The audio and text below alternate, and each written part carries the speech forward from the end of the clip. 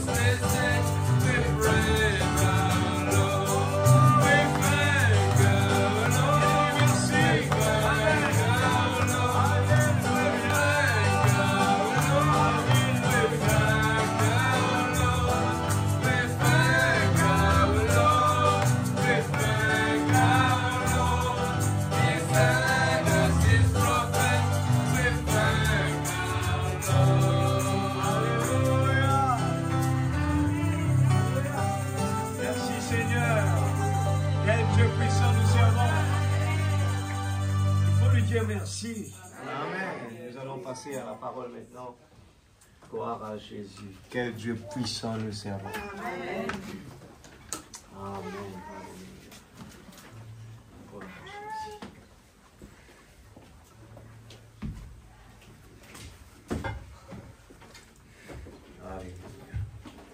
Êtes-vous heureux ce soir? Amen. Amen. Amen. Et nous continuons nos prédications sur le chemin difficile. C'est un topic bien important Beaucoup de gens ne savent pas pourquoi ils n'ont pas la joie. Beaucoup de gens ne savent pas pourquoi on n'avance pas. Pourquoi on n'arrive pas à aimer Dieu. Pourquoi on ne peut pas. C'est tout simplement parce que quelque part, le chemin resserré, on n'est pas préparé pour cela. On n'arrive pas à surmonter cela. Amen. Alléluia. Nous allons lire d'abord. Alléluia.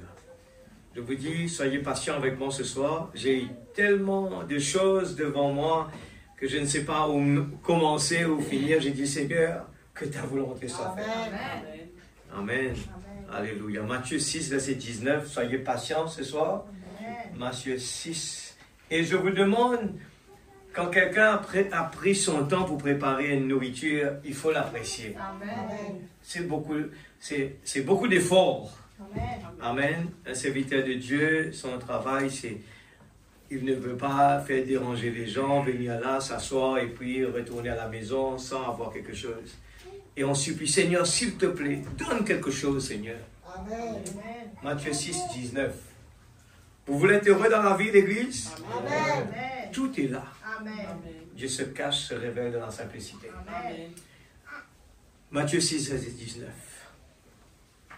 Voilà, la porte est serrée. Ne vous amassez pas des trésors sur la terre où les mythes et la rouille détruisent et où les voleurs percent les murs pour voler. Mais amassez-vous des trésors dans le ciel où les mythes et la rouille ne détruisent pas et où les voleurs ne peuvent pas percer les murs ni voler. En effet, voilà la chose importante, je souligne, là où est ton trésor, là aussi sera ton cœur. Il faut bien analyser parce que des fois, on ne sait même pas où est notre trésor, où est notre cœur. Alors, 6 verset 22, l'œil est la lampe du corps. Hein, nous faisons là dans le témoignage. Si ton œil est en bon état, tout ton corps sera éclairé. Mais si ton œil est en mauvais état, tout ton corps sera dans les ténèbres. Amen. Si donc la lumière qui est en toi est ténèbre, combien cette ténèbre sera grande. Personne ne peut servir deux maîtres, car ou il détestera le premier et aimera le second, ou il s'attachera au premier et méprisera le second. Vous ne pouvez pas servir Dieu et l'argent. C'est pourquoi je vous dis, ne vous inquiétez pas de ce que vous mangerez et boirez pour vivre, ni de ce dont vous habillerez votre corps. La vie n'est-elle pas plus que la nourriture et le corps plus que le vêtement? Regardez les oiseaux du ciel. Ils ne sèment pas, ils ne moissonnent pas, ils n'amassent rien dans des greniers. Et votre Père Céleste les nourrit. Amen. Ne valez-vous pas beaucoup plus qu'eux? Qui de vous, par ses inquiétudes, peut ajouter un instant à la durée de sa vie? Amen. Et pourquoi vous inquiétez au sujet du vêtement? Étudiez comment poussent les plus belles fleurs des champs. Étudiez-les. Elles ne travaillent pas et ne tissent pas. Cependant, je vous dis que Salomon lui-même, dans toute sa gloire, n'a pas eu d'aussi belle tenue que l'une d'elles, ces fleurs-là.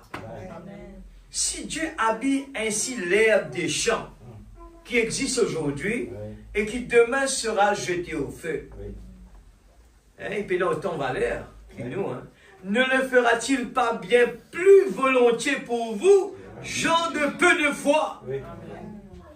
Ne vous inquiétez donc pas et ne dites pas que mangerons-nous. Amen, frère Laval. Que boirons-nous? On pense quelque chose de frère Laval dire bon aujourd'hui. Avec quoi nous habillerons-nous? Tu vois pas vite, non? Alléluia. En effet, tout cela, ce sont les membres des autres peuples qui le recherchent. Amen. Prenez pas nous copier, hein.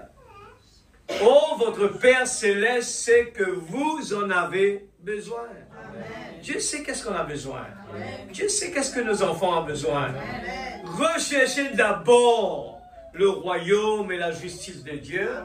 Et tout cela vous sera donné en plus. Ne vous inquiétez donc pas du lendemain. Car le lendemain prendra soin de lui-même. À chaque jour suffit sa peine. Seigneur Jésus, nous voulons te dire, sois la bienvenue ce soir. Utilise cette vase d'argile. Utilise chacun de nous ce soir, Père. Tu nous as envoyés dans ce monde, Père, pour prêcher la bonne nouvelle. Tu nous as envoyés dans ce monde pour vivre la parole. Tu nous as envoyés dans ce monde pour emmener la lumière. Tu nous as envoyés dans ce monde pour emmener l'amour. Tu nous as envoyés dans ce monde pour emmener le pardon.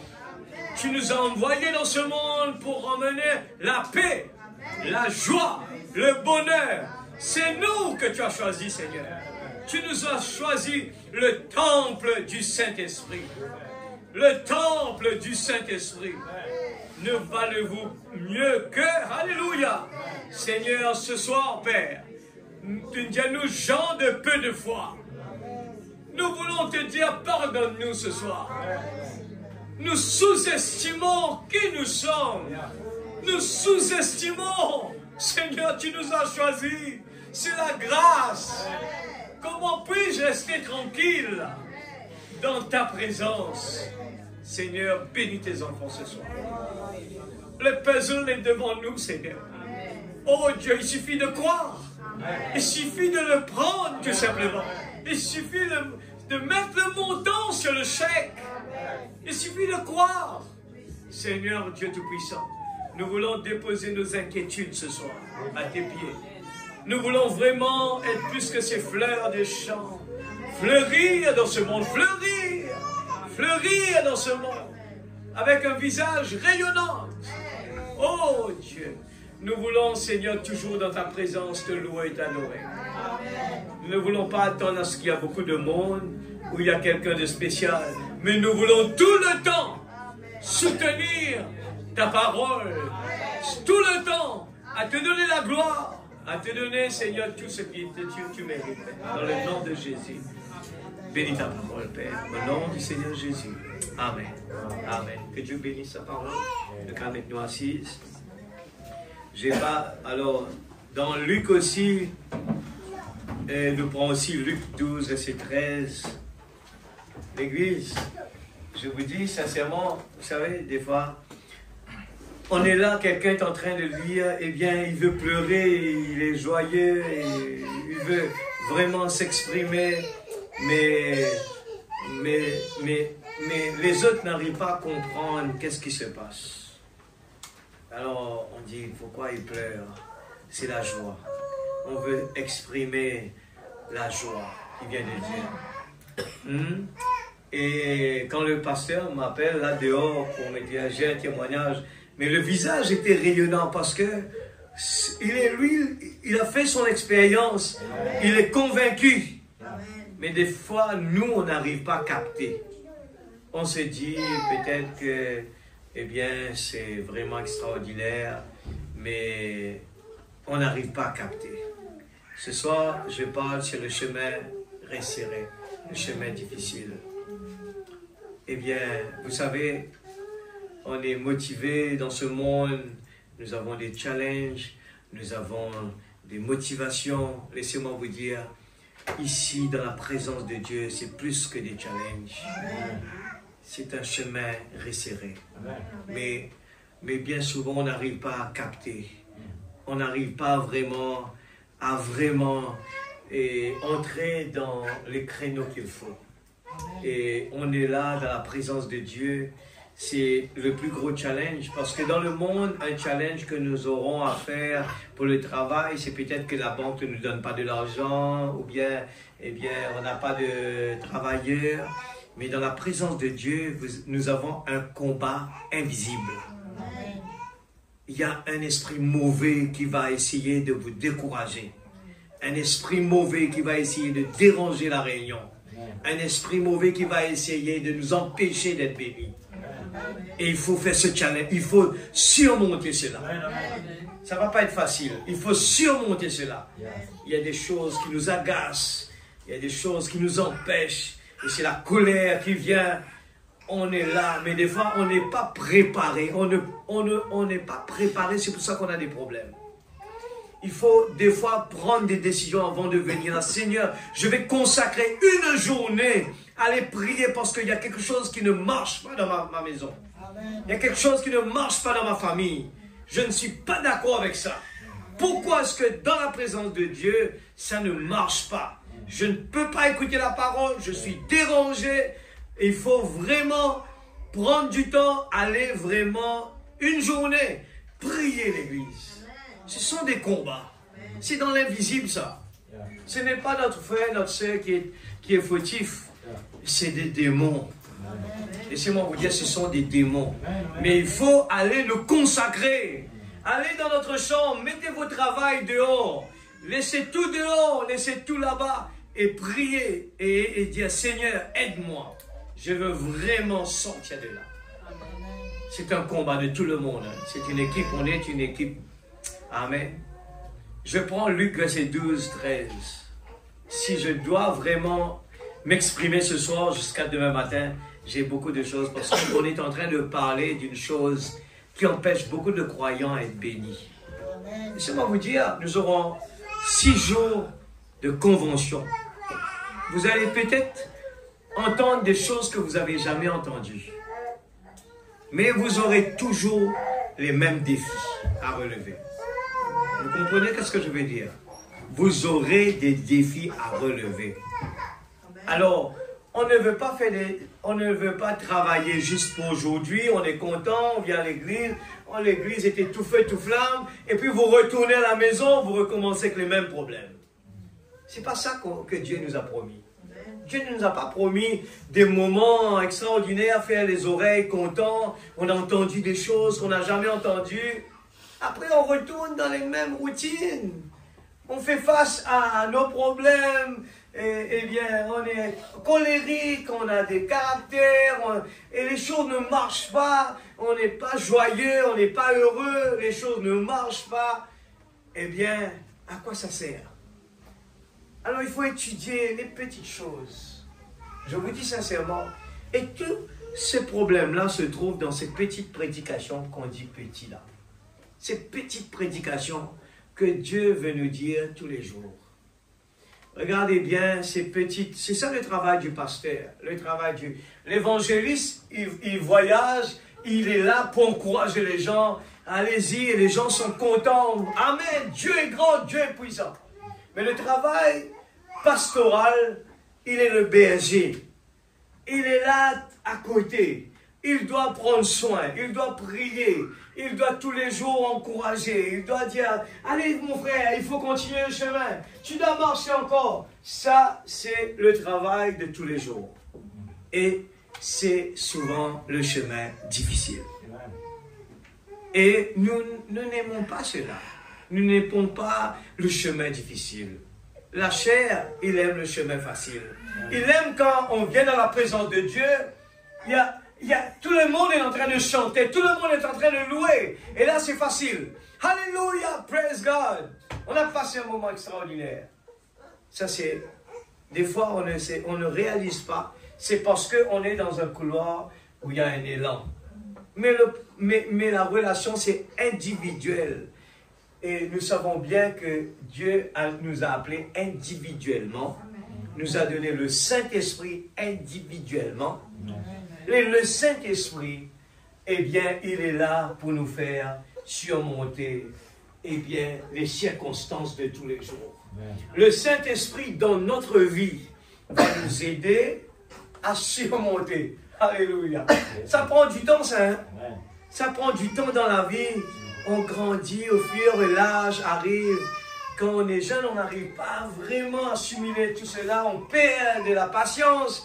Mais au fur et à mesure qu'on avance, on grandit, on est plus patient, on est plus responsable, on peut gérer les situations, on est calme, on n'est pas vraiment, quand on n'est pas d'accord avec quelque chose, eh bien, on commence à s'irriter. Non, on est calme. On sait bien que ça ne change rien. Et c'est ce qu'on est en train de dire. Qui, par ses inquiétudes, va changer quelque chose? Rien. Tu es en colère, tu vas sauter devant les gens, tu cherches, eh bien, ça, nous, le message parle beaucoup, nous vivons dans un temps où les gens cherchent leur, comment on appelle cela, leur droit. Nous vivons dans ce temps-là. Les gens cherchent leur droit. Je dis, à l'époque, eh bien, j'ai bien aimé cela. Je n'ai pas vécu dans ce temps-là. Les gens nous racontent un peu comment, à l'époque, à Rodrigue, quelqu'un, il a planté... Enfin, il y a certaines personnes qui continuent à le faire, mais pas beaucoup maintenant. C'est maintenant argent, argent, comptant. Tu me payes, je te paye. Mais à l'époque, là, quelqu'un a planté, il a fait des récoltes, il va chez ma tante Intel, il va partager. Il va chez tonton Intel, il va emmener quelque chose pour lui. Les gens partagent. J'ai entendu dire que même des terrains privés, les gens donnent gratuitement, cadeau. Aujourd'hui, je pense que nous vivons dans un monde où même le papa va vendre son terrain privé avec son fils. Il dit, tu dois me payer, parce que c'est pour moi ça. Nous vivons dans un temps comme ça. C'est pour moi ça. Ça c'est pour moi ça. Alors que Dieu nous a donné beaucoup de choses extraordinaires, il nous l'a donné gratuitement. Et on est triste. On est triste. Et la parole nous dit, Jésus nous dit, regardez les fleurs des champs. Ils sont toujours joyeux. Hein? Ils n'ont rien à faire. Et leur Créateur pourvoit pour eux la pluie dans son temps. Amen. Même si des fois, nous voyons l'herbe qui est complètement séchée, il ne murmure pas, il reste tranquille. Sous la terre, il y a toujours des semences qui sont là, ils attendent patiemment. Et le jour que la pluie revienne, nous voyons l'herbe qui revient. Il ne meurt pas, ça revient tout simplement. Mais nous aujourd'hui, on n'a plus de patience. C'est pour cela que la statue de l'homme parfait, c'est qu'on arrive à traverser ces étapes-là. Nous venons dans la présence de Dieu, nous avons la foi. Je crois dans la parole, même je ne le vois pas. Même je ne vois pas la réalisation de mes rêves, de ma demande. Mais j'ai la foi. Je crois dans mon Dieu. Je sais qu'il est là. Je sais qu'il m'écoute. Et quand j'entends un témoignage, cela vraiment me donne cette motivation de crier Alléluia. Et quand la parole dit quelque chose, je dis Amen à la parole. Amen. Mais regarde l'homme. L'homme, il ne réalise pas. Il va dire Amen, Amen, Amen, Amen dans des moments où tout le monde est en train de dire Amen. Où l'atmosphère est vraiment, ça bouge. Mais pourtant, Dieu est toujours le même. Amen. Tout le temps, on a besoin de lui dire merci. Qu'importe, pour le meilleur, pour le pire, dans le bon, dans le mauvais temps. On vient à l'église, personne ne veut dire Amen. Mais je dis Amen parce que ce qu'il a fait pour moi, je reste toujours positif. Amen. Et ce qu'on est en train de surmonter, de suivre, le chemin resserré. Amen. C'est un challenge. Frère Branham nous parle de ce mot que vous connaissez très bien. Soyez dans l'expectative. Pourquoi il a parlé de l'expectative? Parce que l'homme, quand il vient, il ne voit rien de bon. Il ne voit rien qui est ce qu'il attend, mais l'expectative lui fait vivre quelque chose qu'il n'a pas reçu encore. Amen. Il vient dans la présence de Dieu, même que ses yeux ne voient rien, même qu'il ne ressent rien, mais il vit dans ce que la parole est en train de lui dire. Amen. Quand la parole vient lui dire, hé mon ami, homme de peu de foi, regarde les fleurs, regarde le jardin, regarde la nature. Comment toi tu peux rester tranquille alors toi, tu es le créateur, tu es classé le plus top de la création. Amen. Tu es nommé fils de Dieu, enfant de Dieu, tu es nommé épouse. Tu as tous les grands titres, alors que les hommes, la nature n'a pas tout cela. Amen. Amen. Nous lisons Luc 12, 13. Jésus encore. Luc, il vient de dire quelque chose un peu différemment. Je pense que ce sujet, le chemin resserré, on va essayer de vraiment l'aborer beaucoup. Il y a beaucoup à faire dedans. Vous voulez être heureux, l'Église? Allez vraiment dans ces petites choses. Dieu se cache, se révèle dans la simplicité. Amen. Ne soyez pas vraiment excités par des mots extraordinaires, mais les petites choses, même les miettes qui tombent sur la table. Seigneur, cela me suffit. Regardez cet homme. Je n'ai jamais vu une telle foi. Il parle, il est en train de parler avec ses disciples qui marchent avec lui. Un homme qui ne vient pas à l'église, il manifeste une foi extraordinaire. Amen. Du milieu de la foule, quelqu'un dit à Jésus, Maître, dis à mon frère de partager notre héritage avec moi. Jésus lui répondit, qui m'a établi pour être votre juge ou pour faire vos partages? Puis il leur dit, gardez-vous avec soin de toute soif de posséder. Amen. Car la vie d'un homme ne dépend pas de ses biens, Amen. même s'il est dans l'abondance. Amen. Il leur dit cette parabole. Les terres d'un homme riche avaient beaucoup rapporté. Il raisonnait en lui-même, disant, que vais-je faire? En effet, je n'ai pas de place pour entrer ma récolte. Écoute ça bien, l'église. Va faire business là. Écoute ça bien, frère Sophonie. Pas jouer avec les enfants. Écoute ça bien. Si tu as envie, vraiment, arrête, gagne une pause vide, ou bien tourne en place. Écoute ça bien. Toute réponse à nos problèmes, tout déjà, Jésus ne finit d'y aller. J'avais qui mon peut récolter beaucoup, mon vie grandit mon grenier, non? Lui dire, voici ce que je vais faire, se dit-il. J'abattrai mes greniers, j'en construirai de plus grandes, j'y amasserai toute ma récolte et tous mes biens. Et je dirai à mon âme, tu as beaucoup de biens en réserve pour de nombreuses années. Repose-toi, mange, bois, réjouis-toi. Mais Dieu lui dit, homme dépourvu de bon sens, cette nuit même, ton âme te sera redemandée. Et ce que tu as préparé, pour qui cela sera-t-il? Tout ce qui t'est préparé là, quelqu'un d'autre va venir en profiter. Alors que toi, tu es de l'autre côté là-bas, tourmenté. Voilà quelle est la situation de celui qui amasse des trésors pour lui-même et qui n'est pas riche pour Dieu. Soyez riches pour Dieu, l'Église. Jésus dit ensuite à ses disciples, c'est pourquoi je vous le dis, ne vous inquiétez pas pour votre vie de ce que vous mangerez, ni pour votre corps de ce dont vous serez habillés. La vie est plus que la nourriture et le corps plus que le vêtement.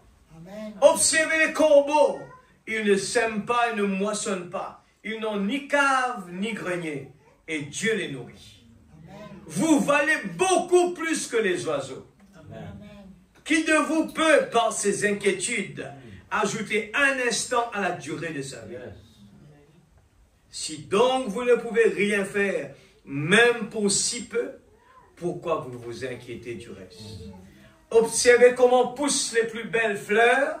Elles ne travaillent pas et ne tissent pas. Cependant, je vous dis que Salomon lui-même, dans toute sa gloire, n'a pas eu d'aussi belle tenue que l'une d'elles. Si Dieu habille ainsi l'herbe qui est aujourd'hui dans les champs et qui demain sera jetée au feu, il le fera d'autant plus volontiers pour vous, gens de peu de foi. Amen. Et vous, ne cherchez pas à ce que vous mangerez, ni à ce que vous boirez, et ne soyez pas inquiets. En effet, tout cela, ce sont les membres des autres peuples du monde qui le recherchent. Qui recherchent cela? Ce sont les peuples du monde qui le recherchent. Votre Père sait ce que vous avez besoin. Recherchez plutôt le royaume de Dieu et tout cela vous sera donné en plus. N'ayez pas peur, petit troupeau, quand votre Père a trouvé bon de vous donner le royaume. Amen. Vendez ce que vous possédez et faites don de l'argent. Faites-vous des bourses qui ne s'usent pas. Un trésor inépuisable dans le ciel où le voleur n'approche pas et où la mythe ne détruit pas. En effet, là où est votre trésor, là aussi sera votre cœur. Jésus qui parle. Nous avons compris. C'est à la dernière minute, j'étais en train de suivre là et j'ai dit, Seigneur, je crois que ça avance un peu notre étude par rapport à le chemin difficile. On ne va pas encourir cela. On ne va pas encourir cela parce que c'est la vie de tous les jours. C'est important pour chacun de nous parce que nous vivons dans un temps où il y a constamment de la pression. Comment gérer cela, l'Église? Comment gérer cela? Alors, la Bible nous en parle. La Bible nous en parle.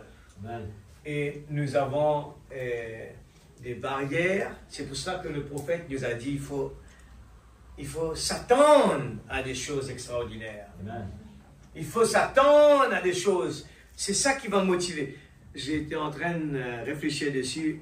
Un homme ne peut pas avancer s'il n'a pas de motivation. Et la motivation vient de quoi? C'est d'un objectif.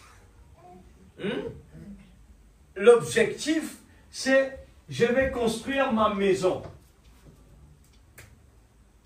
L'objectif. Je prends l'exemple, c'est construire ma maison.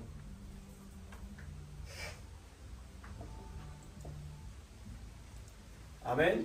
On arrive à un objectif, c'est construire la maison. Et après l'objectif, la motivation.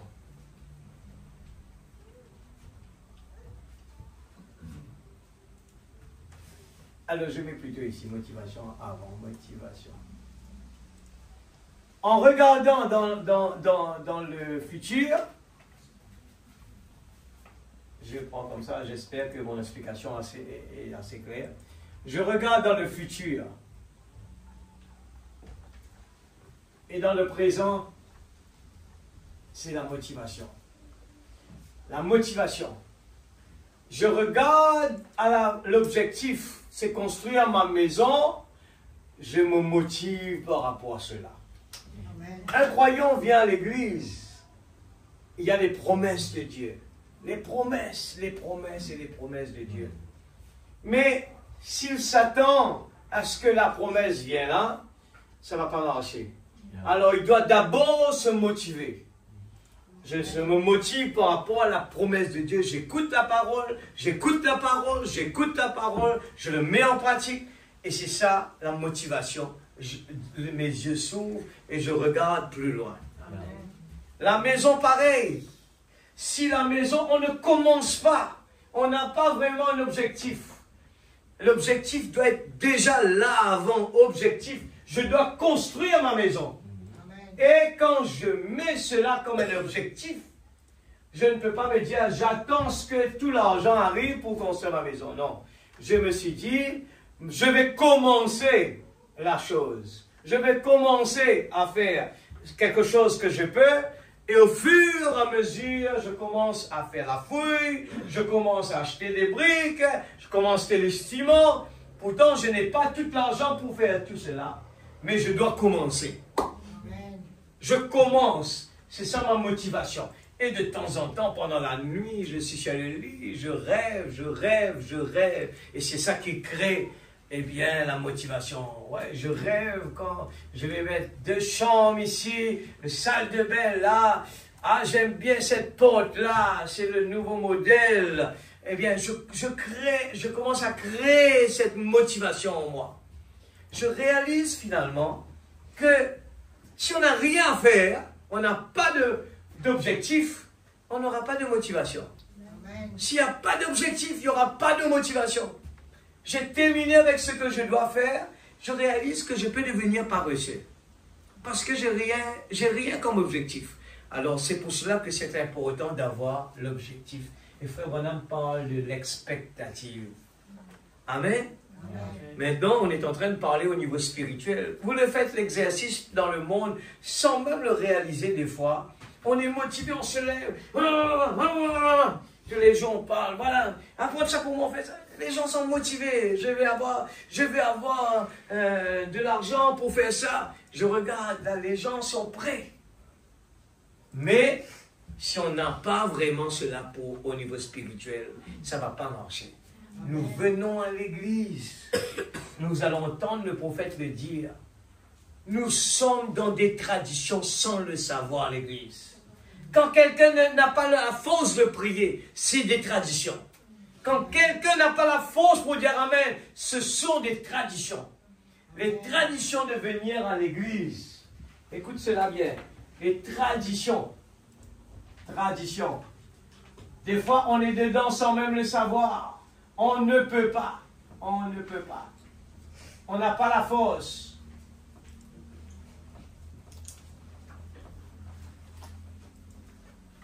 On n'a pas la force de le faire. Pourquoi? Il n'y a pas d'objectif. Et pourquoi on n'a pas d'objectif? On n'étudie pas assez la parole. Amen. On écoute là, on va à la maison. Un enfant va à l'école. Et Timothée, il va à l'école. Il n'a pas d'objectif pour l'avenir. Il n'a pas besoin de construire la maison, il n'a pas besoin, il ne pense pas même à un travail, il n'a pas d'objectif. Alors il va à l'école, parce que les parents lui ont dit d'aller à l'école, il va à l'école. Alors parce qu'il n'a rien fait là, il écoute les professeurs, il écrit, il rentre à la maison, comme ça. Et on passe son temps dessus, on n'étudie pas, on n'apprend pas. Et qu'est-ce que vous attendez finalement?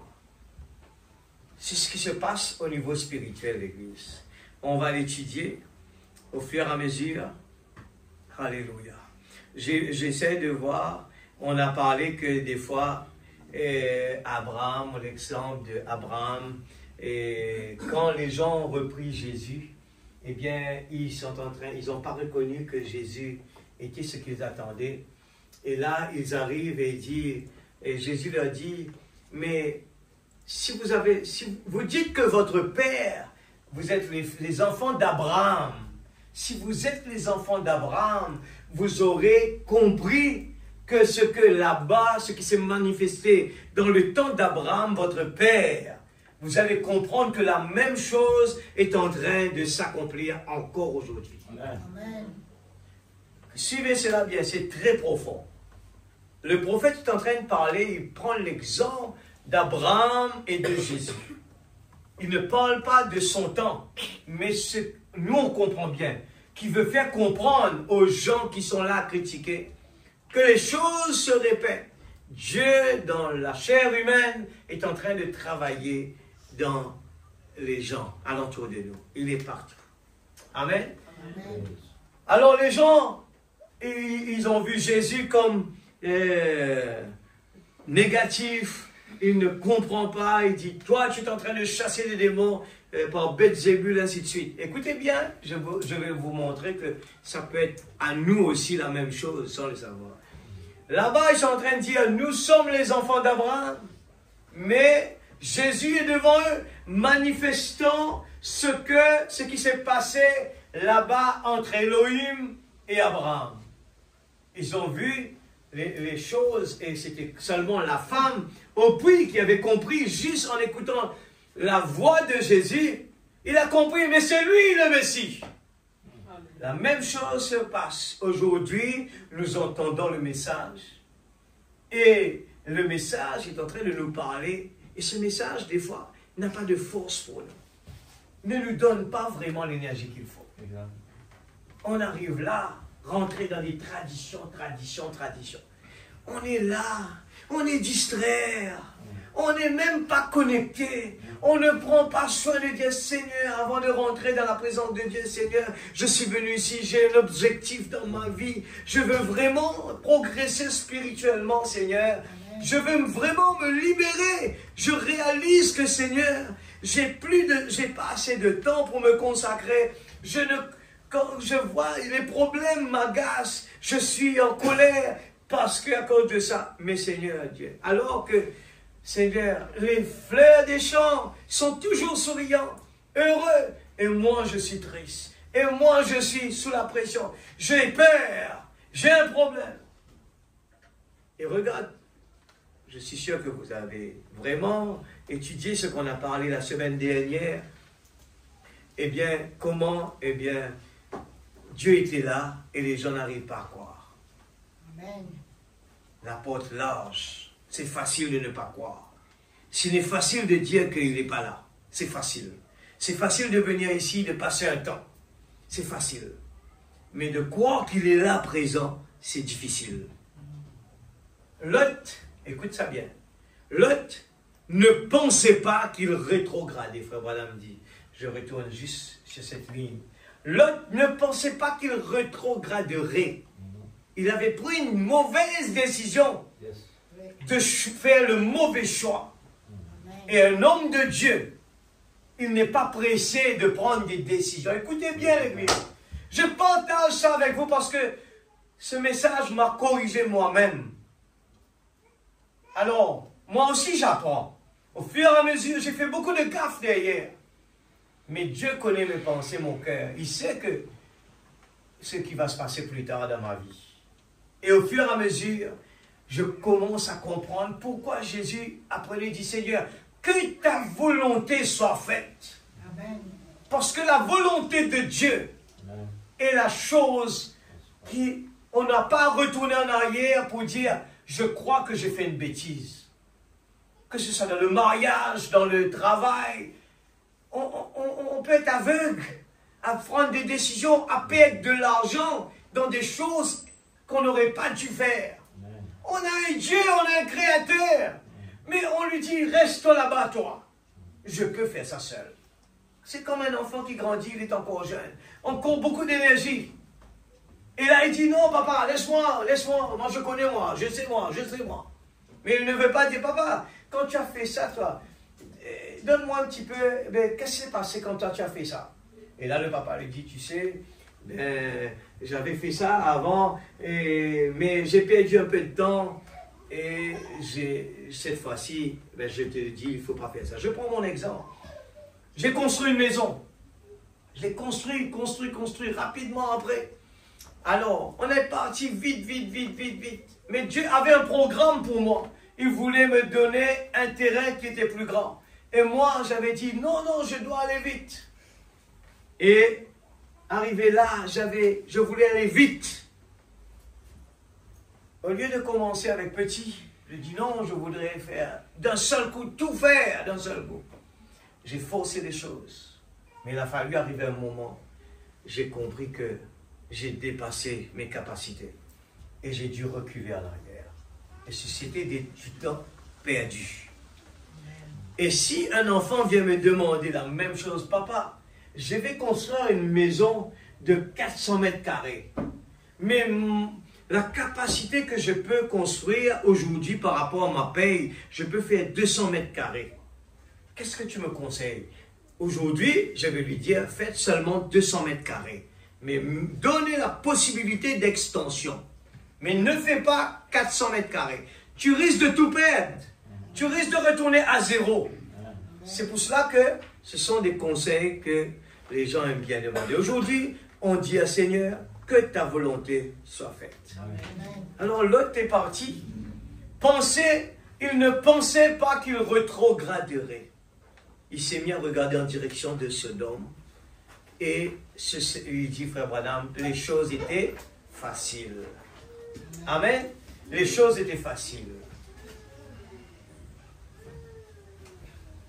Il dit, frère Branham dit, qu'en est-il de Lot? Quand il a vu que tout serait facile, il a vu que là-bas, beaucoup d'argent et de popularité l'attendaient.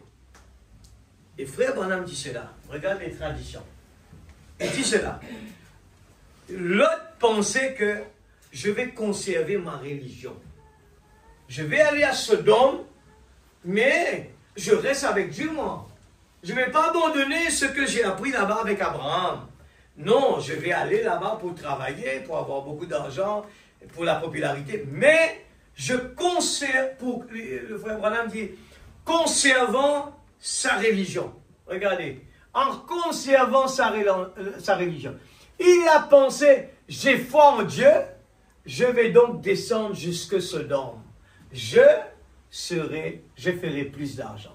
Alors, regardez ça. Là où est ton trésor, là où est ton cœur. Alors, qu'est-ce qui était plus fort dedans? C'était sa religion ou bien l'argent? C'est ça la question qu'il faut se poser. C'est ça le piège. Que Abraham a préféré choisir le second choix, le deuxième choix. Frère Branham dit, parfois le second choix est meilleur que le premier. Amen. On veut aller vite, on veut avoir de l'argent, mais on va diminuer la force qui va nous faire arriver. La force, c'est quoi? Je vous dis aujourd'hui, je parle de ça parce que c'est un problème qui est en train d'affecter le monde. Les gens pensent qu'en travaillant plus, on va avoir plus, on sera plus heureux ou bien avoir plus d'argent. Mais ce n'est pas ça le cas.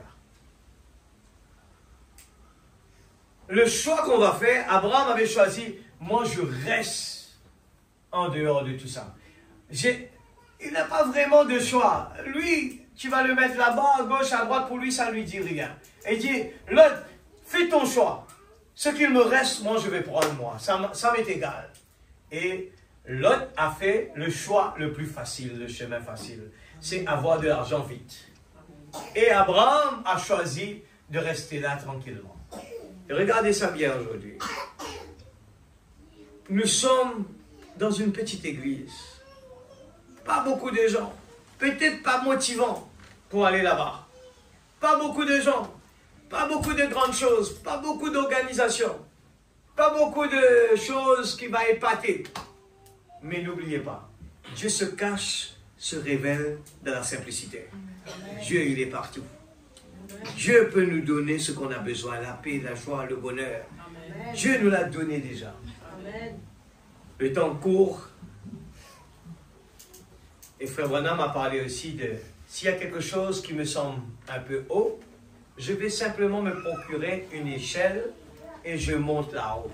J'examine la chose, je vois de quoi il s'agit, je regarde dans chaque coin, ça m'appartient. La deuxième partie aujourd'hui, là où est ton cœur, là est ton trésor. Alors, qu'est-ce qui nous motive de venir dans la présence de Dieu? Écoutez ça bien. Je parle de les traditions. Il faut faire attention. Nous entrons dans des traditions sans même le savoir. Mon église, il est grand. Mon église a des grands musiciens. Mon église a des grands chanteurs. Mon église, on est en train de comparer. Un enfant de Dieu, là où on va le mettre, il est OK au moment où on peut louer Dieu, au moment où on peut adorer Dieu. Amen. Abraham n'avait pas de problème. On lui a mis dans un désert. Il était OK. Il a choisi le second choix, le chemin difficile. Amen. On nous met dans une petite église. Il n'y a pas beaucoup de musiciens. Je dois venir jouer moi-même tous les jours. C'est pas grave. Je dois venir toujours nettoyer l'église. C'est pas grave. Amen. Peut-être que là-bas, on a quelqu'un qui vient tous les jours pour nettoyer, qui est payé pour cela. Mais toi, tu dois venir nettoyer toi-même. Mais c'est pas grave. Le second choix. Qu'est-ce qui est préféré? Jonas, Frère Branham dit, paragraphe 7, je vais lire juste les petites lignes, je vais sauter là. L'Éternel a dit à Jonas d'aller à Ninive. Et le prophète dit, Ninive était une ville qui était difficile à évangéliser. Écoutez ça bien. Ninive était une ville qui était difficile à évangéliser. Peut-être on va se dire que Rodrigue, c'est difficile d'évangéliser. Mais Dieu nous a placés là. Il y a une raison pour cela. Alors il s'est dit qu'il irait à Tarsis et que ce sera mieux. Vous savez, beaucoup parmi nous cherchent alors le chemin facile, la voie facile. Mais des fois, Dieu veut que nous prenions le chemin rocailleux, la voie difficile. Frère Branham dit, j'aime ce vieux cantique qui dit, je prendrai le chemin avec le petit nombre de méprisés qui suivent le Seigneur. Amen.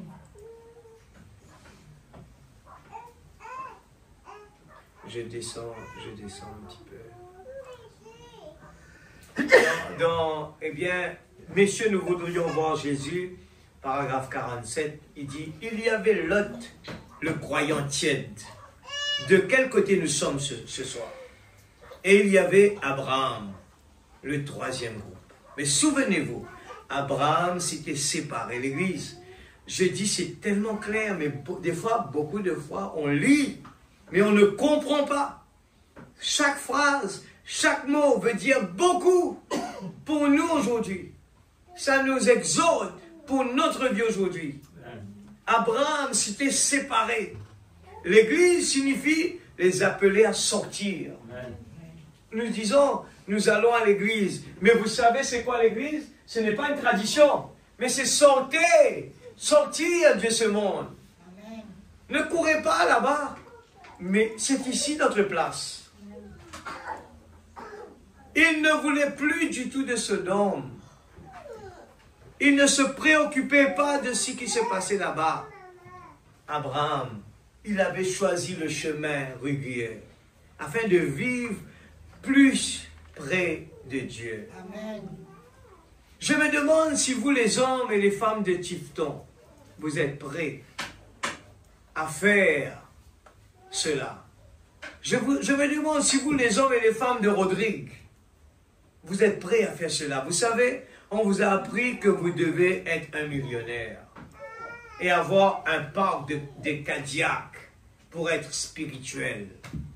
Combien cela est différent de la véritable Pentecôte. À la Pentecôte, il vendait ce qu'il avait et il déposait cela aux pieds des apôtres. Et ils ne cherchaient pas le chemin facile. Ils avaient choisi le chemin rugueux. Et ils étaient heureux. Voilà le mot. Ils étaient heureux et se réjouissaient de porter le propre de son nom. Amen. Aujourd'hui, nous sommes si différents, frère Branham dit ça 2 fois. Nous voulons que tout soit facile. Si vous me promettez que tout sera facile pour moi, Dieu ne fait pas de telles promesses. Amen. Dieu ne fait pas et dans Sentinelle, il nous parle pour nous aujourd'hui. Que dis-tu de la nuit, Sentinelle? On vient à l'église, on est distrait, on dort, notre pensée va ailleurs, on est là, découragé. Ces paroles n'est pas pour moi.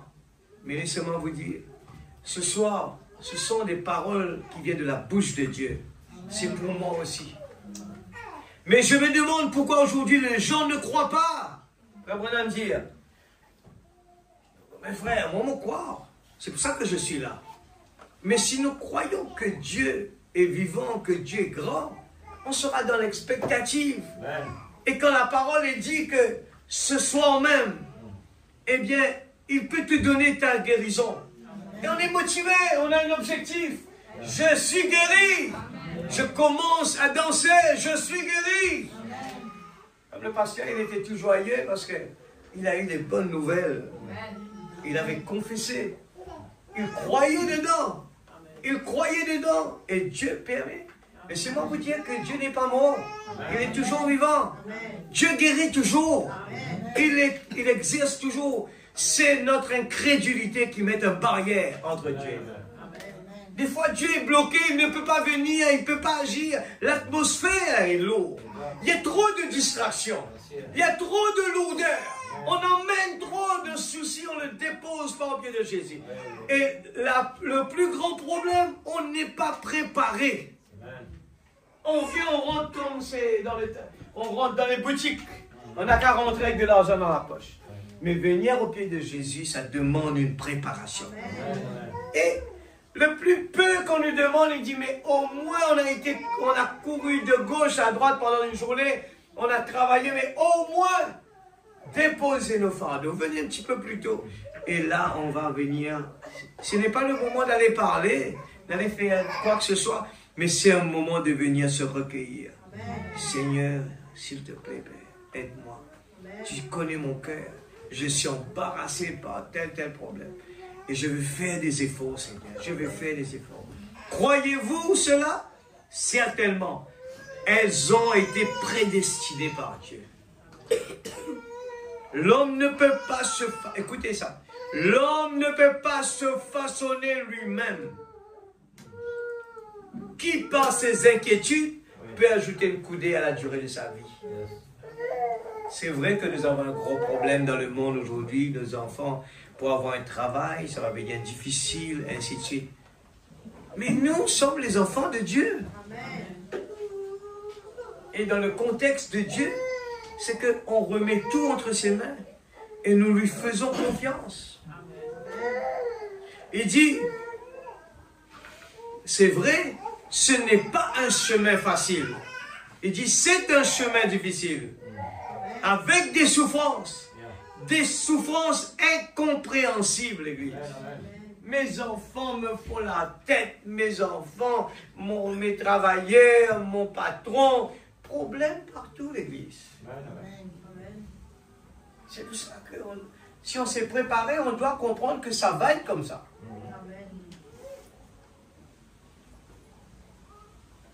Tu pourquoi? Tu sais comment faire pour lui? Qu'est-ce que tu aurais dit en retour qu'il fait à moi? Ça doit être comme ça. Ce n'est pas un chemin facile. Être un croyant, être un chrétien, c'est un chemin difficile, l'Église. Il faut déjà mettre cette fondation. Ce soir, je suis là pour renouveler cela, pour dire l'Église. Demain, on va aller, quand les jeunes vont dans des conventions des jeunes, les jeunes sont contents, émerveillés. C'est le chemin qu'on a pris et qu'on est content. Mais Dieu nous dit, allez, je vais te retourner à Rodrigue. Ben, il y aura du travail à faire. Et quand on arrive, eh bien, il y a des soucis, il y a des problèmes, il y a des empêchements, on n'arrive pas à faire ce qu'on veut. Alors, qu'est-ce qu'on fait? On croise les bras, on commence à murmurer? Non! Il faut relever le défi. Amen. Il faut commencer à dire, Seigneur, la prière, Seigneur, je vais prier pour... C'est pour ça qu'il y a les réunions de prière. Je vais prier, Seigneur. Et quand Dieu voit des cœurs, pas besoin d'aller dire, je n'ai pas besoin d'aller dire au pasteur, pasteur, j'ai décidé, je veux que l'église soit bouillante. Dieu n'a pas besoin d'entendre cela. Dieu regarde notre cœur. Entre nous et Dieu, on commence à mettre en exercice, Seigneur, je vais me consacrer pour ces réunions-là. Seigneur, je vais commencer à donner mon temps. Même que ce soit les sœurs à la maison, Seigneur, je vais contribuer dans la prière. Je sais que le pasteur passe par des difficultés pour prêcher. Il n'a pas de Amen. Il n'a pas assez d'encouragement. Mais je vais aller prier pour ça, Seigneur. Je veux voir les jeunes en action à l'église. Je veux voir les jeunes, pas simplement, je veux jouer la musique, je veux venir en direction des gens, je veux être pasteur. Je vais prier, Seigneur, pour que leur vie soit sincère. Qu'ils soient baptisés d'abord du Saint-Esprit. Et c'est que l'homme lui-même, il ne cherche pas ça avant. Non, je veux prêcher. Je veux faire ça, je veux faire ça. Mais la chose qui est plus importante, c'est rechercher le baptême du Saint-Esprit là-bas. C'est ce message qui prêche comme cela à l'église. Le message est différent parce qu'il est un chemin difficile. Je veux d'abord commencer à obéir à mes parents. C'est ça le chemin difficile. Je veux commencer à pardonner. Je veux commencer à aimer. Je vais commencer à faire quelque chose du bien dans ma vie. Mais nous voulons des fois des choses qui nous font plaisir nous-mêmes. Alors, qu'est-ce qui est le chemin difficile, l'église? Le chemin difficile, c'est que ce corps-là n'aime pas. Il n'aime pas. Il veut que tout soit parfait. Il veut venir dans une église où tout est parfait.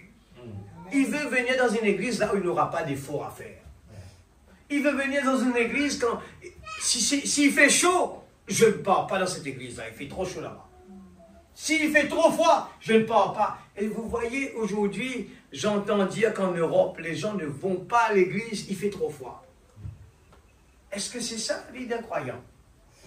La vie d'un chrétien, c'est là où c'est difficile. Il faut savoir qu'on est sur la bonne route.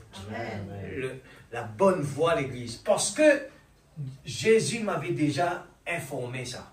Il m'avait déjà dit que ça va être comme ça.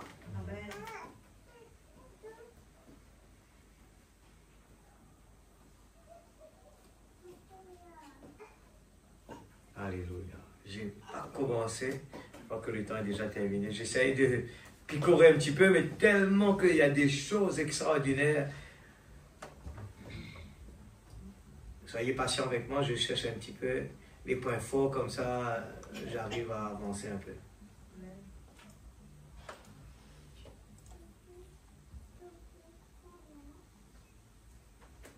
Est-ce que vous êtes heureux ce soir? Amen.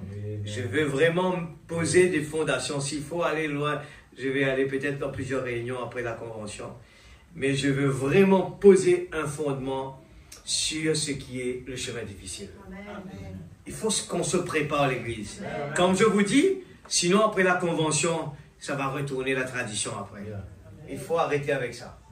Il doit venir à l'église, ça doit être toujours comme David. Je suis dans la joie quand on me dit allons à la maison éternelle. Amen. Amen.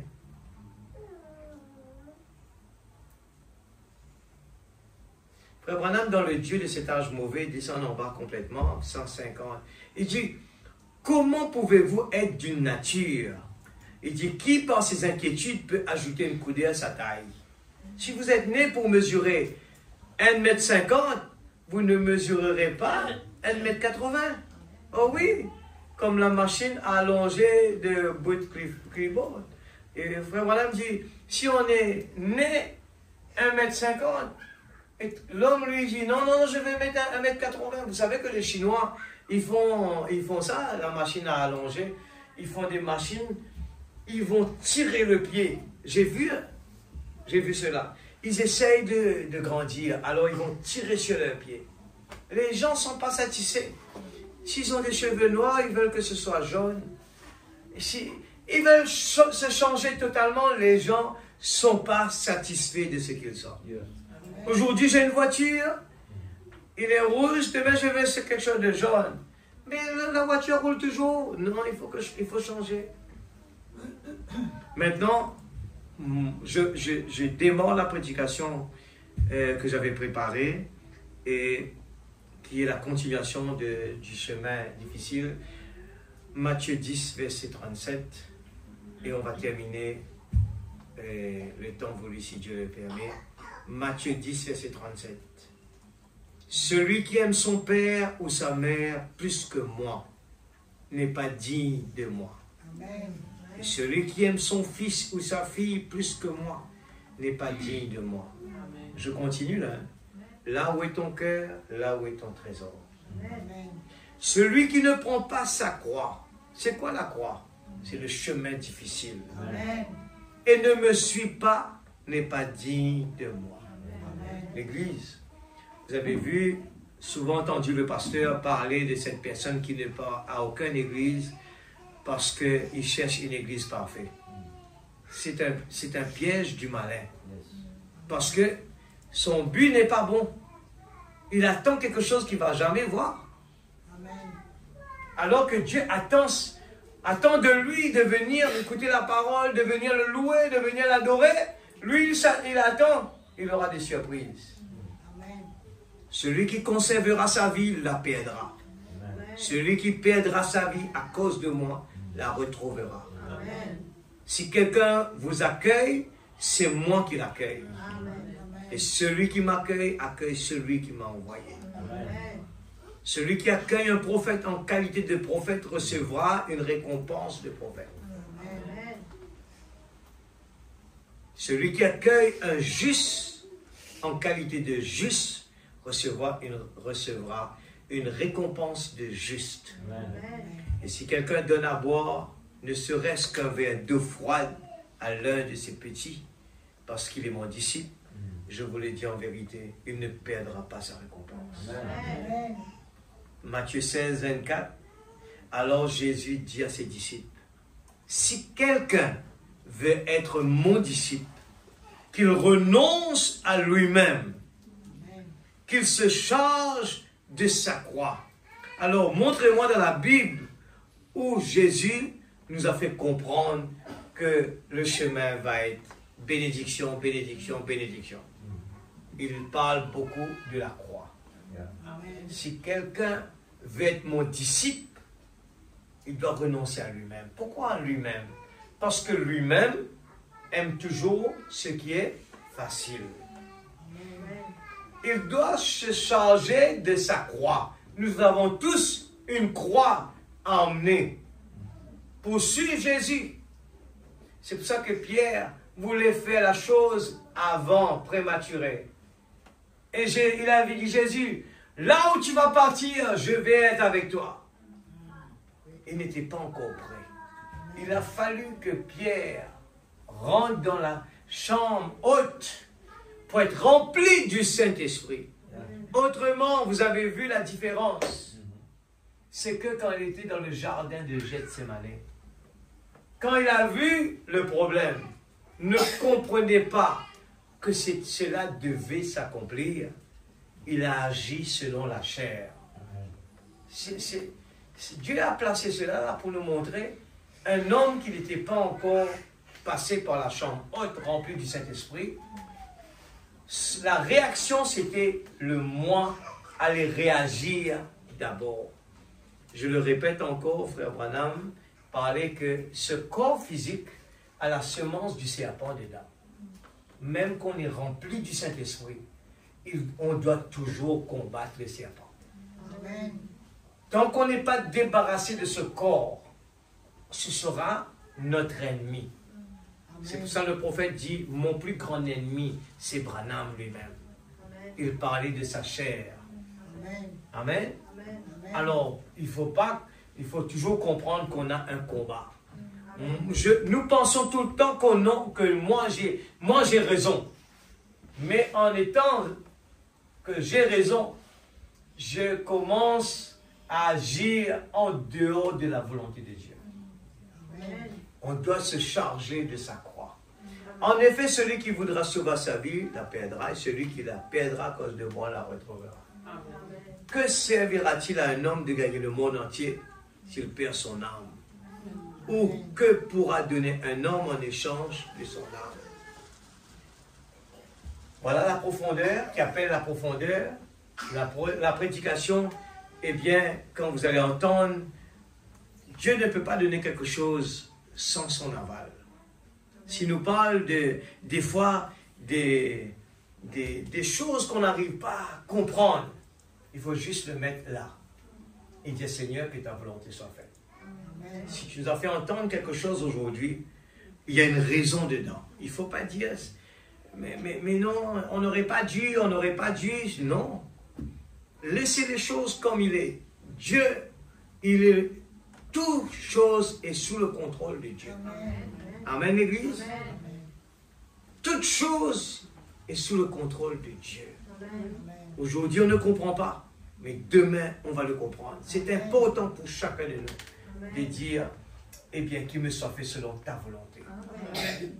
Si Marie avait raisonné, il allait dire des bêtises. Elle allait dire des bêtises pour dire, mais ce n'est pas possible. Et on voit de l'autre côté, Madame Abraham, c'est ce qu'il a fait, il a commencé à rire, parce qu'elle ne croyait pas, elle était incrédule.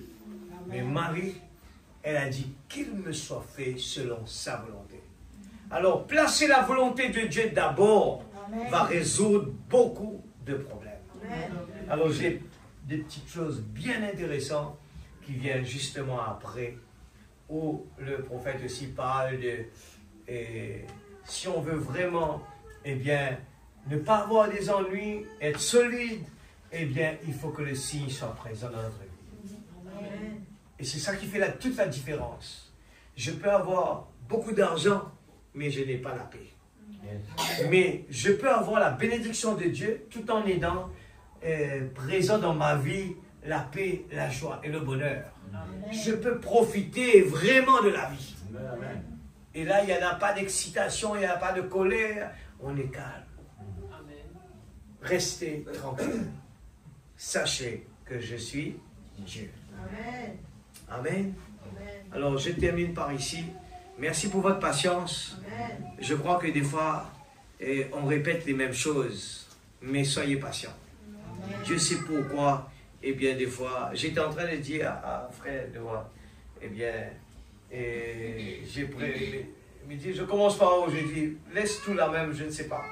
Je ne sais pas où est-ce qu'on va commencer, où on va terminer, mais tout là, je vais essayer de voir comment Dieu va nous guider. Mais je crois sincèrement qu'il y a quelque chose à prendre en considération par rapport à c'est quoi le chemin difficile. Si on n'est pas préparé, la tempête approche.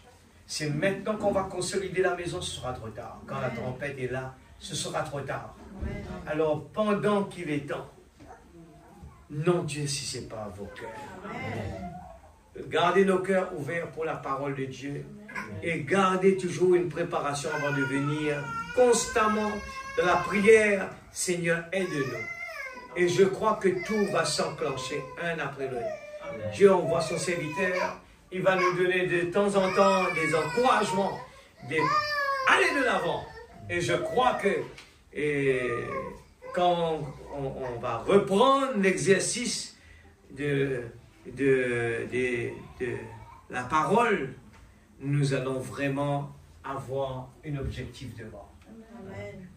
Pour terminer avec ça, pour vous montrer. L'évangéliste, il arrive, il va nous proposer l'objectif. Voilà la promesse de Dieu, voilà la promesse de Dieu, voilà la promesse. Ça nous donne des encouragements, ça nous donne de l'encouragement, des motivations. Maintenant, ce n'est pas tout.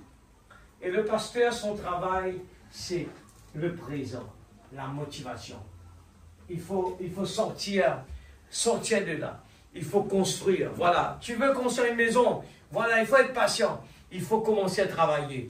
Il faut aller acheter des briques. Il faut aller acheter celui-là. On va commencer petit à petit. Et puis arrivé un moment, on est agacé, le camion n'est pas arrivé. On n'a pas de travailleurs. Mais soyez patient. Tu veux avoir une maison, mais soyez patient. Tu veux avoir ça, soyez patient. C'est ça le travail. C'est ça le travail. Vous savez que beaucoup de gens construisent des maisons et arrivent à moitié. Ils piquent des crises, ils laissent tout tomber, ils vendent la maison et partent. Mais pour construire une maison, il faut avoir beaucoup de patience. Je prends cet exemple-là. Hein. C'est pas facile. Aujourd'hui, il y a des gens qui préfèrent aller acheter une maison déjà terminée. Mais vous savez que ça va coûter des fois 2 fois plus cher. Parce que la personne n'a pas eu d'effort à faire, il n'a pas eu besoin de patience. Il achète une maison. Mais il doit travailler. S'il devait travailler 5 ans pour payer la maison, eh bien, il doit travailler 10 ans pour payer la maison. C'est ça la différence. Mais avec la patience, on va se dire, écoutez, encore un petit peu de patience. Eh bien, il va venir là. Eh bien, j'attends le peintre. Il ne vient pas cette semaine. Le travail est retardé. Mais soyez patients. Soyez patients. Et la patience, c'est ça le chemin difficile. Amen. Ça demande beaucoup d'église. Des fois, on a envie de tout quitter là, on laisse tomber, on arrête ce travail-là. Mais la patience, c'est ça que je parle. On avait parlé de la foi. La foi nous fait venir à l'église et avoir cette conviction de rester debout. De ne pas abandonner. De ne pas abandonner. Frère, je ne suis pas d'accord. Frère, je ne suis pas d'accord. Mais rester en ligne. Amen. Amen. Je ne suis pas d'accord. C'est comme cela. Que ce soit dans un foyer, je ne suis pas d'accord. Mais quel est ton objectif? C'est avancer. Amen. Mais si on a un bon objectif, c'est de garder la famille, d'avancer, on va faire comme ça. On va faire comme ça, on va passer tranquillement, on va se dire, allez-y, allez-y, soyez patients. Allez-y, donne un petit peu de motivation. Je t'aime chérie, on va dire des bonnes choses. Et on va commencer à construire sur des choses qu'il faut. Et ces choses au niveau spirituel, c'est le pardon, c'est aimer, C'est des choses qui va aider quelqu'un qui était découragé. Allez, viens mon frère, allez, lève-toi. Viens, on va aller à l'église là. Ah, je suis découragé, je suis malade. Frère, j'ai pas de transport. Frère, j'ai ça comme problème. Ah, ma femme, ah, mes enfants. Ah, la maladie, il y aura toujours des problèmes. Et on réalise à la fin qu'on ne vient plus à l'église. Ah, mon travail, ah, je dois terminer, ah, ici. Mais c'est toujours le chemin difficile. Et Dieu sait qui va relever le défi. C'est ça notre devoir. Relever le défi. Je viens à l'église, je viens avec ma musique là, je dois vraiment être convaincu d'abord. Pour commencer la réunion, chanter. Si je regarde à gauche, si je regarde à droite, je vais être découragé. Mais je viens là pour adorer Dieu, je suis en train de regarder dans les lieux célestes, les anges sont avec moi en train de chanter, je regarde là-bas, et là c'est ça qui me donne la force. Mais si je reste là, quand il y a la réunion de prière, je reste tranquille et j'écoute, j'entends la voix, les gens qui montent, qui descendent comme ça, et frère, qu'est-ce qui se passe? Le moteur va tomber en panne là. C'est la prière, frère, un petit peu l'eau là, ma gauche fait mal là. Alors, qu'est-ce qu'un vrai croyant dit? Lève-toi, chante de tout ton cœur. Prie, à ma gauche fait mal, c'est pas grave, chante. Les louanges de Dieu, Dieu m'a retiré de la boue du péché. C'est ça, avoir des objectifs pour aller de l'avant. Je crois certainement. Quand nous regardons, j'étais petit dans cette église, il n'y avait que ces petits carrés-là. J'étais encore petit, il y avait des bancs. Et là, quelques personnes, aujourd'hui on regarde à gauche, à droite, il n'y a presque plus ces gens qui étaient là. Il y a peut-être que mes parents seulement. Tout le monde n'est plus là. Il y en a qui nous ont quittés déjà. Mais est-ce qu'on a arrêté? Non, l'église. Il y a quelque chose à l'intérieur qui nous pousse. Tu dois marcher encore. Tu dois marcher encore, mon frère. Oh, ma soeur, ah, on est découragé. Chaque fois qu'on avance un petit peu, regarde, il y a encore un problème. Les gens vont quitter, vont partir, frère, il y a un problème. Tu es découragé. Non, tu dois marcher encore. Les gens ne veulent plus venir à l'église, frère. C'est pas grave. Comme le pasteur lui dit, eh bien, même si je dois prêcher avec des personnes, je resterai à la chair. Ce sont la façon de l'expectative, c'est tenir vraiment Dieu sur la parole. Nous allons le mettre debout. Amen. Alléluia. Gloire à Jésus. Merci Seigneur. Le travail, le chemin difficile. Le chemin est difficile, l'église.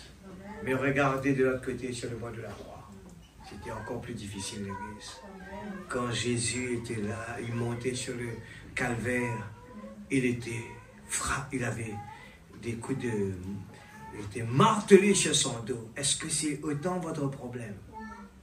Quand Jésus était là avec le sang qui coulait, est-ce que c'était autant l'église?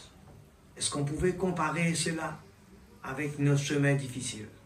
Est-ce que cela peut nous encourager en regardant ce que Moïse a passé, ce que frère Branham a traversé, ce que tous ces hommes, ils ont passé? Nous voyons la vie de Samson, il a fait des gaffes dans sa vie, il a donné sa vie pour se rattraper après. Et ce soir, pouvons-nous penser un petit peu? Est-ce que notre chemin difficile, il est autant difficile pour se mettre en colère? Est-ce que notre chemin difficile, il est autant pour se mettre en colère? Et frère Branham aime bien parler. Être doux et gentil. Est-ce que nous pouvons être doux et gentils envers des gens qui nous fassent du mal? Ou bien des gens qui nous parlent en mal? Est-ce que c'est comparable à ce que Jésus a passé? Vous allez me dire, frère, ben ça c'est Jésus. Il était dans la chair humaine. Il pouvait ressentir les mêmes douleurs que nous. Mais il avait un objectif. Que ta volonté soit faite. Il a commencé dans sa prière, dit, Seigneur, éloigne-moi cette coupe. Pourquoi? Il avait tout, déjà il ressentait la douleur. Son corps lui disait, tu dois te sauver là, tu ne peux plus aller plus loin. Mais il a dit après, que ta volonté, pas ma volonté, Seigneur. Amen. Nous allons prier ensemble le chemin difficile, parce que tu as choisi le chemin difficile. Une grande récompense t'attend devant. Seigneur Jésus, merci Papa Céleste de ce que tu ne nous as pas abandonné, Père. Merci Seigneur pour toute la patience que tu as avec nous. Merci Seigneur Jésus pour le chemin difficile. Nous voulons apprendre à dire merci Seigneur. Merci Seigneur pour, oh Dieu, pour mes ennemis Seigneur. Oh Dieu, si tu as appris, tu nous as appris que même le diable, Seigneur Dieu, tu lui as appelé mon ami. Mon ami. Oh Dieu, Seigneur Jésus, je crois que tu es en train de nous parler sérieusement. Tu es en train de nous parler, de nous former pour devenir dans un calibre plus haut, Seigneur. Nous voulons vraiment des progrès. Nous avons prié pour demander, nous voulons monter un peu plus haut. Mais tu es en train de nous préparer. Tu dois marcher encore. Le chemin va être difficile. La tempête approche. Le feu rouge clignotant. La dislocation du monde. Mais Seigneur, Dieu Tout-Puissant, par ta grâce, je sais que tu vas m'aider. Tu vas m'aider à traverser cela, ce chemin difficile. Même que, Seigneur, je vois tout à l'envers, je vais apprendre à être positif. Je vais apprendre à dire de bonnes choses.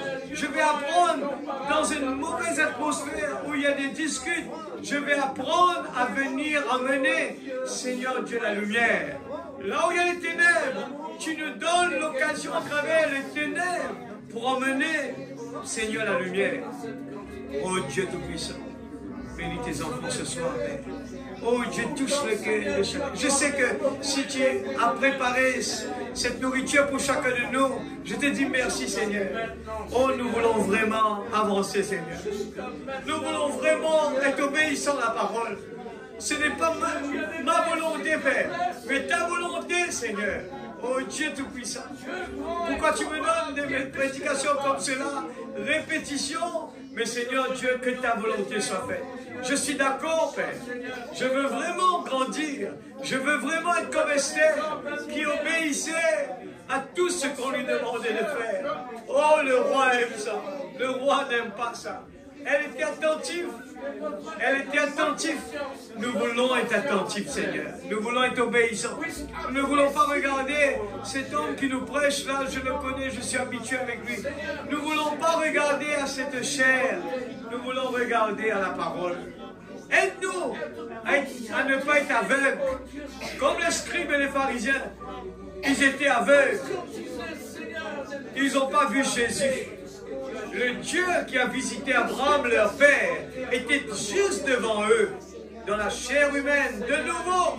Mais ils ont raté de le voir à cause de leur tradition. Seigneur Dieu, ouvre nos yeux spirituels.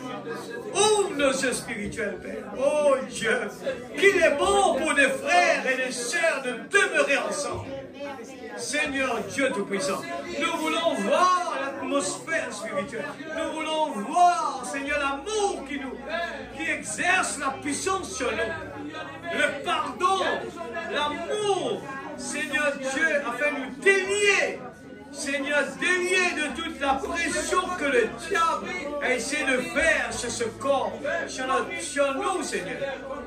Libéré, oui, il m'a libéré de toutes les colères, de toute, Seigneur Dieu, la haine, de tout, Seigneur Dieu, les empêchements de faire le bien, de toutes les choses qui m'empêchent de faire le bien, de toutes, Seigneur Dieu, les capacités de dire je ne peux pas le faire, je n'ai pas le temps. Seigneur, délivrez-nous de toutes ces choses-là. Oh Dieu Tout-Puissant, tu nous gardes, aide-nous, Seigneur. Nous savons que, Seigneur, tu nous emmènes dans une école et nous voulons être patients. Cela demande du temps et nous voulons être patients. Donne-nous la patience, Seigneur. Apprends-nous à t'aimer. L'amour de Dieu, tu nous entraînes, Seigneur, d'aller dans l'amour. L'amour est notre objectif. Comme tu nous le prêches régulièrement, l'amour de Dieu. Aide-nous, Seigneur. Nous voulons voir cela dans ma vie. Nous voulons le voir dans chacun de nos vies, Seigneur. L'amour de Dieu qui puisse repousser toute, Seigneur Dieu, la puissance du malin. les empêchements, Seigneur, la maladie, les découragements, toutes les choses à ne pas croire. Nous voulons mener cette bonne nouvelle aux gens. Nous voulons partager cette bonne atmosphère dans notre maison, dans notre foyer, dans notre travail, avec nos amis, Seigneur. Oh Dieu, merci pour la patience que tu as avec nous. Nous voulons, Seigneur Dieu, que ces paroles que nous entendons deviennent réalité dans nos vies. Nous voulons être pratiquants de la parole. Nous voulons que ces paroles agissent sur nous. Agissent sur nous, Seigneur. Nous voulons le mettre en pratique, Seigneur. Nous voulons voir le miracle, la main de Dieu dans nos vies, les choses que nous croyons impossibles. Je crois que tu peux le faire dans nos vies, Seigneur. Dans le nom de Jésus-Christ. Nous réclamons ce que les Gazans, les sauterelles a volé dans le nom de Jésus. Seigneur, protège tes enfants, rentre à la maison, que tes anges campent autour de nous. Bénis chaque foyer, chaque famille, chaque maison, chaque travail. Que nous soyons une bénédiction partout. Nous allons poser le pied. Une bénédiction. Seigneur Salomon, par sa sagesse, Seigneur Dieu, donnez la bénédiction à la nation. Et je crois, Seigneur, dans ce monde, Seigneur, nous pouvons être aussi des Salomon. Et tu as dit dans ta parole, Seigneur Dieu, à travers la bouche de ton prophète, il y a ici plus que Salomon. Et cette puissance est en nous. Et nous voulons le mettre en action, Père, dans le nom du Seigneur Jésus. Amen. Amen. L'Église, je crois que si vraiment on suit de près, je crois que Dieu est en train de faire des choses extraordinaires. Je le dis de tout mon cœur. Des fois, on n'arrive pas à comprendre. Mais ne soyez pas pressés. Soyez patients. Laissez Dieu agir. Regardez la prédication de la lumière, le noir, la lumière. Et le pasteur est en train de mettre l'emphase sur pourquoi il y a, eh bien, le ténèbre.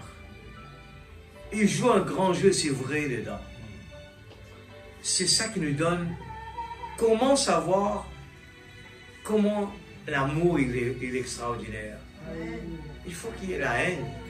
Mais quand il y a la haine et que nous arrivons à défier la haine, c'est l'amour qui a sa valeur. Si nous n'avons pas de patience, eh bien, quand nous venons là et que nous arrivons, les gens vont se dire, hey, c'est incroyable. Comment il peut rester tranquille devant un tel challenge? Il reste tranquille. Et cela ne lui fait rien. Je ne comprends pas. Il peut rester tranquille. Il peut rester calme. Il est toujours joyeux. Il est toujours calme. L'Église, c'est un cadeau que Dieu nous a donné. C'est pour cela que Frère Branham met l'accent sur soyez d'abord remplis du Saint-Esprit. C'est ça qui va nous donner la force.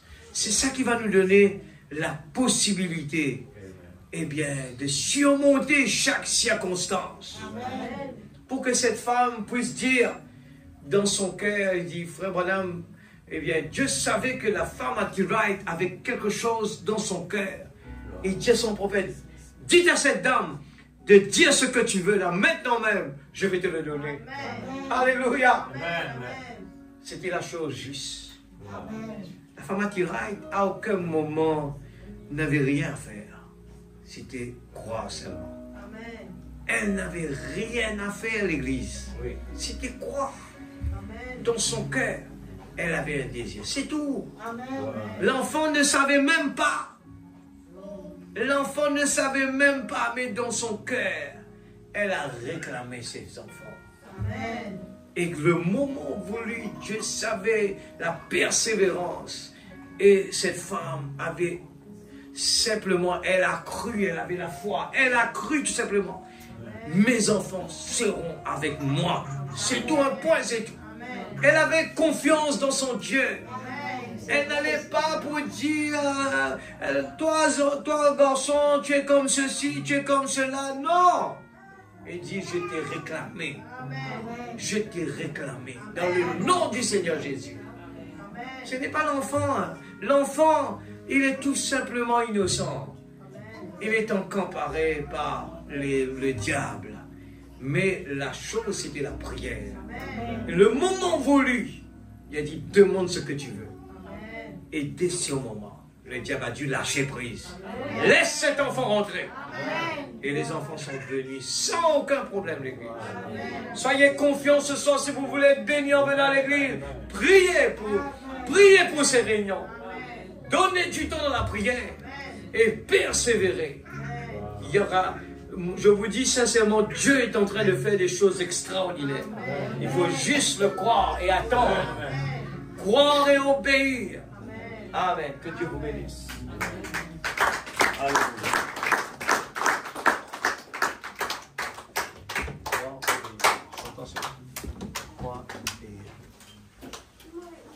Juste pour rappel, alléluia, nous allons juste vous rappeler, vendredi, la réunion normale, la convention commence samedi, métopase, et dimanche matin.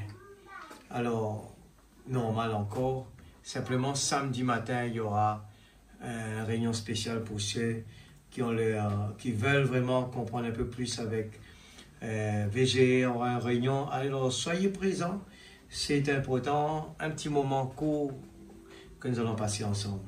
Alors, priez pour ces réunions-là. Et ne laissez pas le diable parler dans nos oreilles. Si vous voulez être bénis, je vais simplement passer un bon moment dans ces 6 jours de réunion. Eh bien, nous allons prier pour avoir la victoire. Amen. Amen. Chantons ce cantique. Alors, au fur et à mesure, on a envoyé dans le groupe tout le planning. Si vous ne comprenez pas trop, posez la question. Et je pense que ne soyez pas absents. Soyez toujours à l'heure. Amen. Quand la Bible ici-bas illumine nos pas.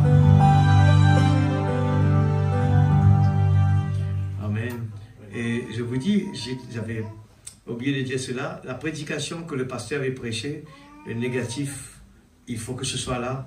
Alors, je réalise finalement que ça correspond finalement pour dire, le chemin difficile, c'est le ténèbre qui doit être là. Et il ne faut pas murmurer, il faut tout simplement assurer que le Saint-Esprit est dans nos vies.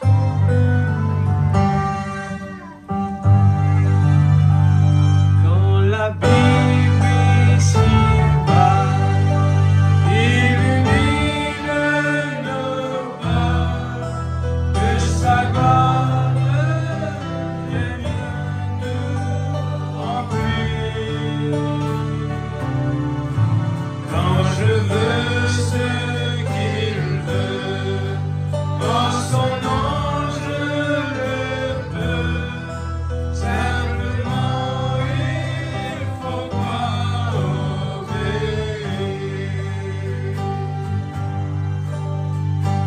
Croire, obéir, pour que Dieu puisse sauver les églises célestes. Il faut croire, obéir. Veux-tu la liberté, le bonheur, la santé, que ton seul but soit de le servir.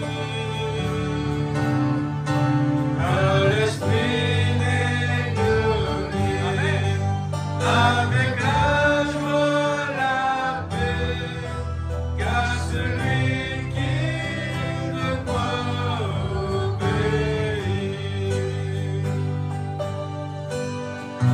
Quoi obéir, pour que Dieu puisse ouvrir les écluses célestes. Il faut croire, obéir. Les pardonner la peur, le chagrin, les pleurs, à mon bien Dieu les fait conquérir. Il